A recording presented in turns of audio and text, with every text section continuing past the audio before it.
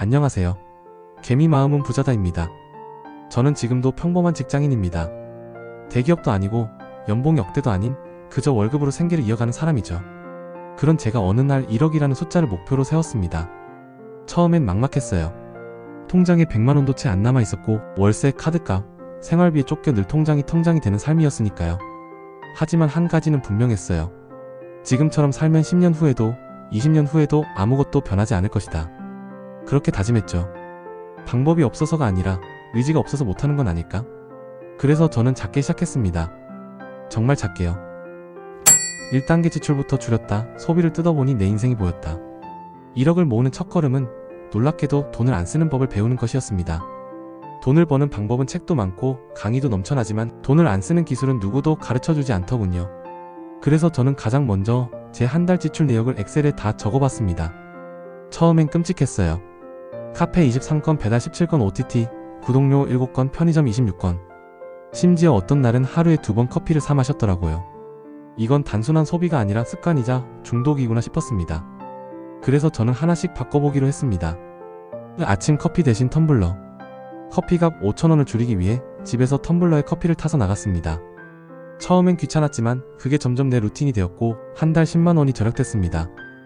배달 대신 요리, 유튜브에서 10분 요리 레시피를 찾아보고 주말마다 간단한 식재료를 장 봐서 냉동실에 채워 넣었습니다. 짜파게티에 달걀 프라이 하나 올리는 것만으로도 배달 2만원 대신 2,000원으로 저녁 한 끼가 해결됐죠. 또 구독 서비스 정리. 넷플릭스, 왓챠, 유튜브 프리미엄, 밀리의 서재. 어차피 한 번에 하나만 보는데 왜 4개나 쓰고 있지? 과감하게 2개를 해지했습니다. 처음엔 삶이 너무 팍팍해지는 기분이 들었지만 3개월 만에 저도 몰랐던 변화가 생겼습니다. 저축 습관이 생기고 물건을 살 때 한 번 더 고민하게 되고 감정적 소비를 멈추게 되더군요. 그 결과 월 고정 지출이 130만원이었는데 3개월 후엔 90만원으로 줄었습니다. 40만원 매달 남더군요. 그 돈이 바로 내 미래였습니다. 돈을 안 쓰는 법을 알게 되자 돈이 쌓이기 시작한 거죠. 2단계 목표를 숫자로 바꿨다. 막연함을 없애자 돈이 모이기 시작했다. 지출을 줄이고 저축이 조금씩 생기기 시작하자 저는 문득 이렇게 모아서 언제 1억이 되지? 라는 생각이 들었습니다. 그때까지만 해도 저에게 1억은 마치 달나라 같았어요. 그저 사람들이 말하는 숫자, 광고에서나 나오는 금액처럼 느껴졌죠. 하지만 어느 날 우연히 유튜브에서 복리의 마법 이라는 키워드를 접하게 됐습니다. 또 직접 계산해봤습니다.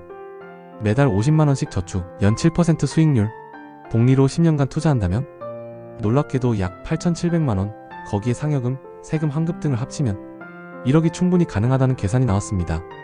그 순간 깨달았죠. 1억은 무작정 아끼는 게 아니라 계획하고 꾸준히 쌓는 과정이라는 걸요.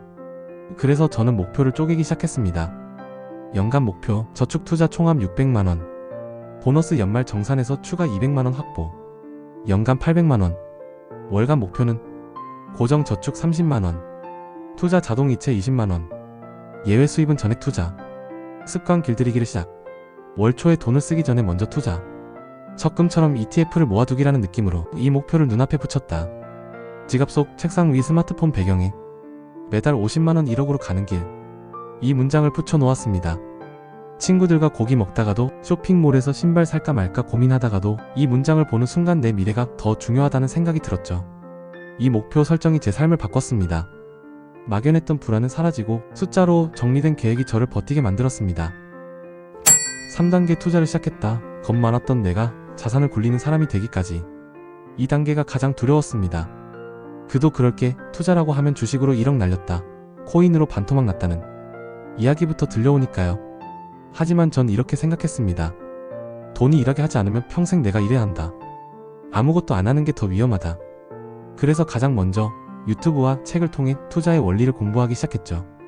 제가 읽은 책들, 존 보글의 인덱스 투자, 피터 린치의 월가 영웅, 부자 아빠 가난한 아빠, 그리고 주기적으로 워런 버핏 인터뷰 영상을 봤습니다.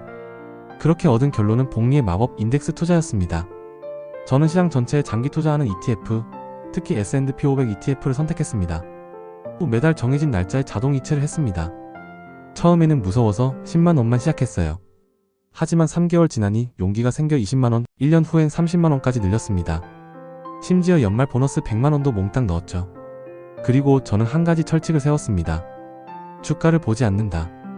뉴스도 안 본다. 손절도 없다. 이 원칙 하나가 저를 지켜줬습니다. 주가가 10% 떨어졌을 때도, 친구들이 무서워서 팔 때도 저는 꾸준히 샀고 가만히 기다렸습니다. 그리고 3년 뒤, 처음엔 300만 원이던 ETF 계좌가 600만 원, 1000만 원, 1500만 원으로 늘어나더니 7년이 되었을 땐 계좌 하나에 6800만 원이 쌓여 있었습니다. 어떤 달은 수익률이 마이너스 8%이기도 했고 어떤 달은 플러스 15%가 되기도 했지만 결국 우상향한다는 것을 온몸으로 체험했죠. 그리고 지금도 저는 S&P 500 ETF 3종, 나스닥 100 ETF 일부, 배당 ETF 소액, 이렇게 3가지로 분산해서 꾸준히 투자 중입니다. 4단계 중간에 무너질 뻔한 순간들, 흔들릴 때마다 초심을 꺼내 들었다. 솔직히 말하면 이 과정이 항상 순탄한 건 아니었습니다. 중간에 포기할 뻔한 순간도 여러 번 있었어요. 위기 순간 1, 친구들의 말 한마디. 야, 그렇게 아껴서 언제 1억 모으냐? 그 돈 넣을 시간에 그냥 욜로나 하지. 주식? 너 그것도 물린다. 처음엔 별것 아니라고 생각했지만 하루는 친구들과 술 한잔하다가 이런 얘기를 듣고 집에 돌아오는 길에 마음이 흔들렸습니다. 진짜 내가 너무 답답하게 사는 건 아닐까? 이렇게 아끼고 투자해서 뭐가 달라질까? 그때 꺼낸 건 제가 작성해뒀던 1억에 대한 계획표였습니다. 그 안엔 지금까지 제가 모은 금액, 앞으로의 계획, 그리고 왜 이걸 하는지에 대한 동기들이 적혀 있었죠. 특히 이 문장이 저를 붙잡았습니다. 돈이 없는 게 두려운 게 아니라 선택권이 없는 삶이 두렵다. 위기 순간. 2. 시장 폭락. 2020년 코로나19 이후 증시가 폭락했을 때 제 계좌도 마이너스 20%를 찍었습니다. 한때 300만원까지 불었던 ETF 계좌가 230만원으로 떨어진 걸 보면서 한숨이 절로 나왔습니다. 그런데 더 무서웠던 건 제 심리였습니다. 지금이라도 팔까? 이거 계속 떨어지면 어떡하지? 머릿속이 투자 뉴스로 가득 찼죠. 하지만 저는 애초에 10년 계획으로 투자하기로 마음먹었던 사람이었습니다. 그래서 노트를 꺼내 이렇게 썼습니다. 지금은 싸게 사는 기회다. 난 단타를 하는 게 아니라 복리를 믿는다. 존버는 승리한다. 이렇게 자기 암시를 하면서 정말 눈을 감고 20만원을 더 넣었습니다. 지금 와서 말하지만 그 투자가 수익률 70% 이상을 올려줬습니다. 위기 상황. 3. 나태와 무기력. 시간이 지나면 사람은 익숙함에 무너집니다. 투자 3년 차쯤 이 정도 했으면 잘한 거 아니야? 하는 마음에 슬슬 돈을 쓰고 싶고 루틴을 놓고 싶어졌습니다. 그때 저는 스스로에게 이렇게 물었어요. 너 지금 왜 시작했지? 1억이 목표였잖아. 이건 아직 중간이야. 그리고 유튜브에서 1억 모은 사람들 인터뷰 영상을 보며 다시 마음을 다잡았습니다. 같은 길을 걷는 사람들의 이야기는 무기력함을 이기는 최고의 약이더라고요. 이 모든 위기를 넘기면서 깨달은 건 단 하나입니다. 계획을 믿고 감정을 통제하고 꾸준히 나아가면 반드시 도달한다. 5단계 1억 이후의 변화. 돈보다 더 소중한 것을 깨달았다. 목표했던 1억을 모은 건 7년 차였습니다. 처음 그 숫자를 통장에서 확인했을 때 솔직히 말해 마음속에 울컥하는 감정이 올라왔습니다. 내가 진짜 해냈구나. 가진 건 월급뿐이었고 대단한 재능도 횡재도 없었지만 계획대로 꾸준히 포기하지 않고 그 1억을 만들어냈다는 사실은 숫자 이상의 자존감을 선물해줬습니다. 1억을 만든 후 내 안에 생긴 3가지 변화. 1. 불안이 줄어들었다. 예전엔 매달 월급날이 기다려지면서도 동시에 두려웠어요. 통장 잔고가 바닥나고 카드값이 빠져나가고 비상 상황이 생기면 어떻게 하지? 늘 조마조마했습니다. 그런데 1억을 만들고 나니 최소한 당장 무너지지 않을 안전망이 생긴 느낌이 들었습니다. 의료비, 가족 지원, 갑작스러운 실직. 어떤 일이 생겨도 심리적인 여유가 생겼죠.